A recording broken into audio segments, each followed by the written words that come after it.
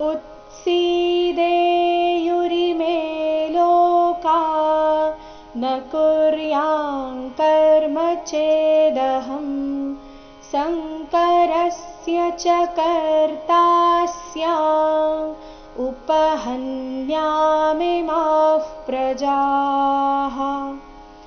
उत्सीदे ಉ ಆದ ನಂತರ ಅರ್ಧತ ಪೂರ್ತಿ ಸಿ ದೀರ್ಘ ಇದೆ.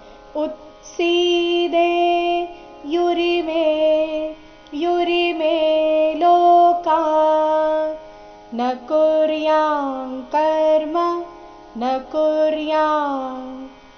ಅನುಸ್ವಾರ ಇಲ್ಲಿ ಕ ವರ್ಗದ ಅನುನಾಸಿಕ ಂಗ ರೀತಿ ಉಚ್ಚಾರಣೆ ಮಾಡಬೇಕು. ನ ಕುರ್ಯಾಂ ಕರ್ಮ ಚೇದಹಂ ಶಂಕರಸ್ಯ ಚ ಕರ್ತಾ ಸ್ಯಾಮ್.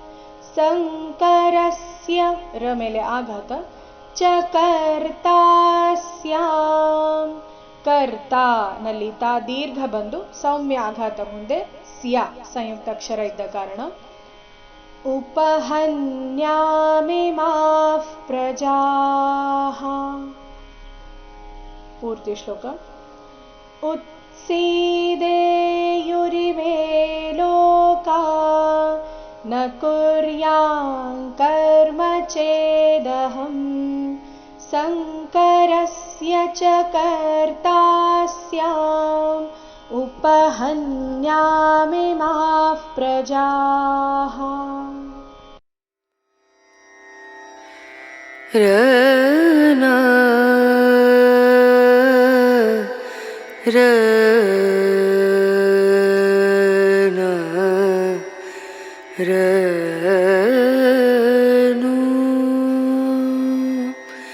रे